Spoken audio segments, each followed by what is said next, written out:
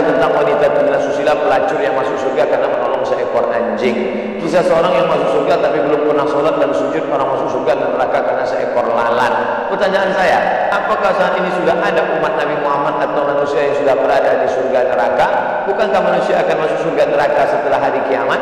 Kisah tentang seorang perempuan WTS membuka sepatunya, sepatu kulit, dimasukkannya ke dalam sumur, dituangkannya ke anjing yang menjulurkan lidah. Bukan umat Nabi Muhammad, tapi cerita tentang Bani Israel. Allah mengampunkan dia dan dia akan masuk surga. Apakah di surga itu sekarang sudah ada orang di dalamnya? Nabi Muhammad dulu masuk ke surga untuk apa? Meninjau-ninjau. Orang yang soleh meninggal, rohnya masuk ke dalam burung paruh warna hijau. Burung itu terbang ke sana kemari. Buka kitab Ar-Ruh, ditulis oleh Imam Ibnu Qayyim Al-Jauziyah. Bapak, ibu, adik-adik, kalau mau baca kitab tentang surga, neraka, alam barzah, dua kitab. Pertama At-Tazkirah Imam Al-Qurtubi, Ar-Ruh Imam Ibnu Qayyim Al-Jauziyah.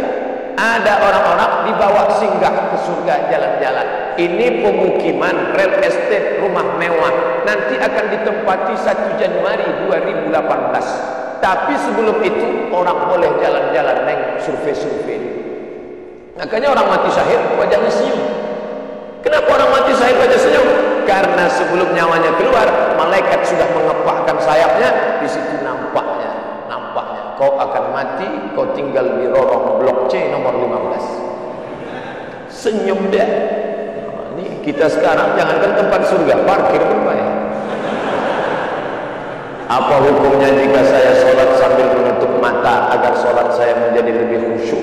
Apakah ini tak boleh Pak Ustadz? Sebab dulu saya pernah tanya hal ini pada dosen agama, katanya ini tak boleh karena dianggap tak sopan pada Allah. Sementara jika mata saya terbuka, saya sulit untuk khusyuk. Adakah solusi untuk saya Pak Ustadz? Thanks. Ada gambar senyum. Titik 2.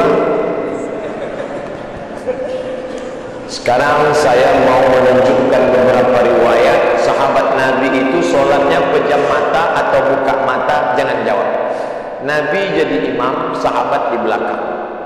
Ketika sedang sholat, Nabi buka selopnya, sendalnya. Waktu itu Masjid Nabawi pasir. Nabi buka selopnya.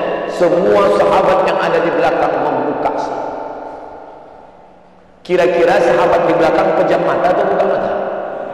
Buka. Karena kalau pejam mata dia tahu. Uqtulul aswadaini fi shalah, bunuhlah dua yang hitam ketika kau sedang sholat. Allahu Akbar. Lewat dua yang hitam. Apa yang hitam itu? Kalajengking dengan ular. Bunuh. Kira-kira orang sholat bisa ada dua yang hitam lewat, dia tahu matanya terbuka atau tertutup? Terbuka. Kalau tertutup tiba-tiba udah tegak anaconda. Nah, terbuka. Jadi masalah sholat terbuka atau tertutup, terbuka. Tapi ada saat tertentu kita mesti tutup. Saya pernah mengalami, pas di depan saya pakai baju kaos, tertulis di belakangnya, hidup memang susah, jangan bikin susah. Asal saya buka, terbaca.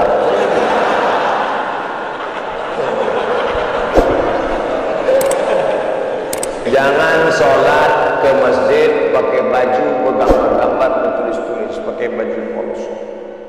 Gambar. Sudahlah hari Jumat, besok terlambat datang ke tengah, tulis di belakang. Emang masalah buat kita bukan cerita sah tak sah, tapi efek pengaruhnya terhadap ibadah. Bagaimana pandangan Islam yang baik dalam mencari pendamping hidup seorang istri? 4 orang Pak Ustaz, sifatnya 4. Tungkahul mar'atu li arba', perempuan dinikahi karena 4. Apa yang pertama? 5 liha, karena kaya. Kenapa kau nikahi dia? Mana lah Pak Ustaz, aku tengok cincinnya 3 biji. Kaya, tak salah. Wali hasabiha, kenapa kau nikahi dia? Keturunan Pak Ustaz, darah biru. Payah kemarin waktu cari donor darah biru kan. Yang ketiga, wali jamaliha, karena cantiknya. Rambutnya bak mayang terurai, pipinya bak paut wilayah, alisnya bak semut beriring, bibirnya bak delima merekah. So sweet. walidiniha, karena agamanya, fazfar bidzatid din, pandang karena agamanya. Kau nikahi karena sukunya. Berapa banyak orang melanggar pantangan suku, dipecat dari suku. Kau nikahi dia karena kayanya, hartanya hilang melayang, kau tak suka lagi. Kau nikahi karena bentuk rupa, perempuan bagaikan bunga, kuntum mekar, setelah itu layu, semuanya layu, dia akan berubah.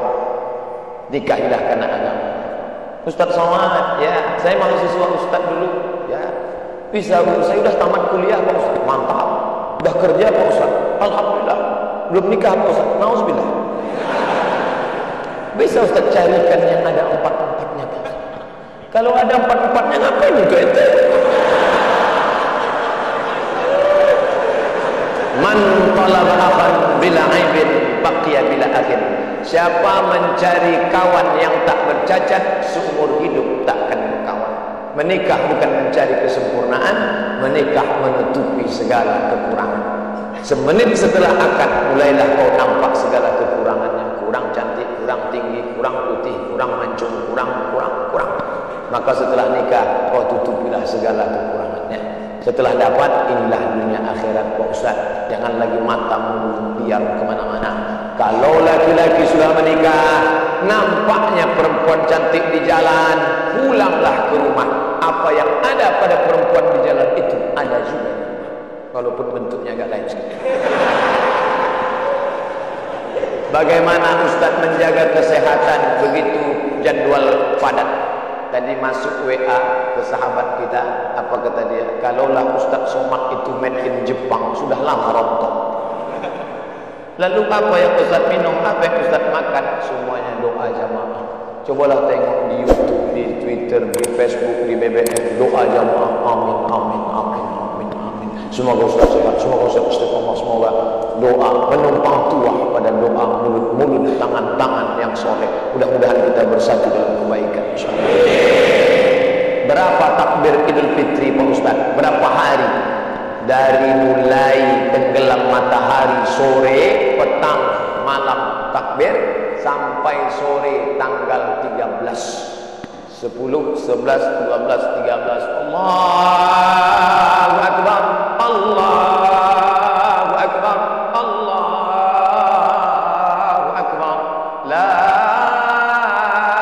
ilaha illallah, wallahu akbar, Allahu akbar, walillahil hamd. Sampai jam 2 malam suara tak serak-serak. Begitu ditengok, rupanya flash disk. Janganlah flash disk. Orang ini banyak nanti flash disk ini masuk surga. CD masuk surga, flash disk masuk surga. Dilatihlah anak-anak muda kita. Latihkan anak. Nih, takbir bukan cuma di masjid. Selama 4 hari itu takbir. Anak-anak, ibu-ibu di rumah sambil masak opor, masak rendang, masak gulai kambing. Allahu Akbar, Allahu Akbar, la ilaha illallah. Garamnya kurang.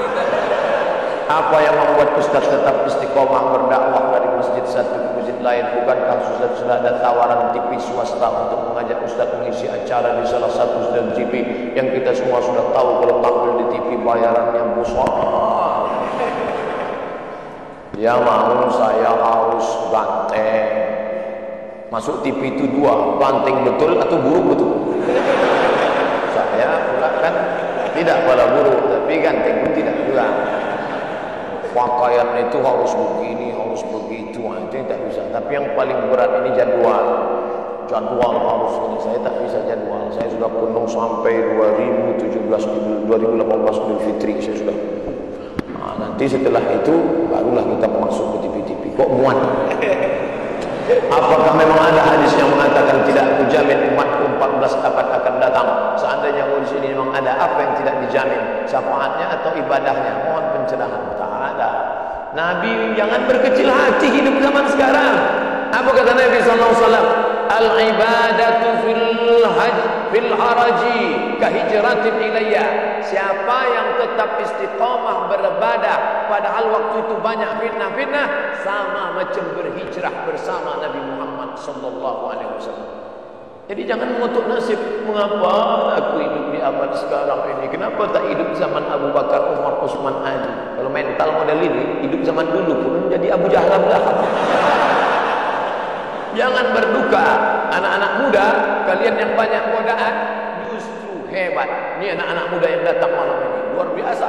Tadi udah ada yang ngajak ke karaoke, ada yang ngajak ke night club, ada yang ngajak main gapri, ada yang ngajak dangdut. Dia tolak itu semua. Maka sama macam hijrah bersama Nabi Muhammad SAW.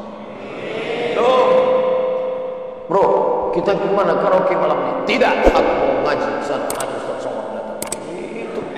Setelah, jadi gimana? Pulang dari sana kita.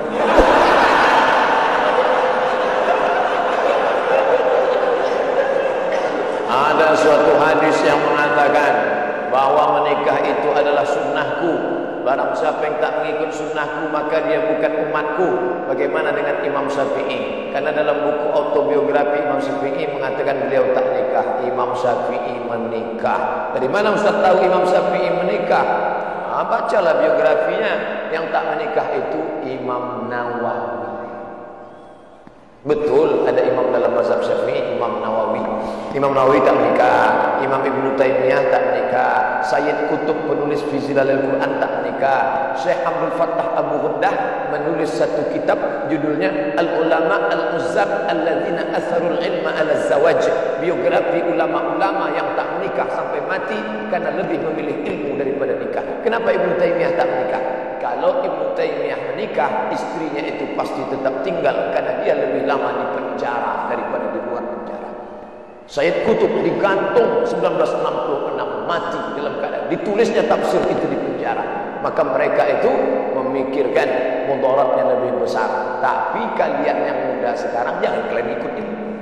Zaman Imam Nawawi dulu dia tak menikah. Perempuan zaman itu biji matanya aja yang nampak. Godaan tak kuat. Zaman sekarang perempuan biji matanya tertutup, yang lain buka. Jangan jadi berubah zaman kan. Oh, aku mau ikut Imam Nawawi aja. Tak bisa, lain, tak bisa. Godaan luar biasa. Ini saya mau pulang ini godaan yang paling terberat nanti jumpa pramugari. Besok habis sholat Jumat mau pulang. Sudah jelas pakai peci, pakai baju koko, pasang muka seram mau terlewat, tetap ditegurnya. Nomor berapa?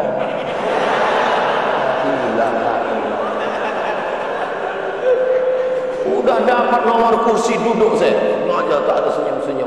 Tetap dia datang. Bapak seatbeltnya udah dipasang. Astagfirullahaladzim. Ramah betul lah dia. Silap pula lama-lama.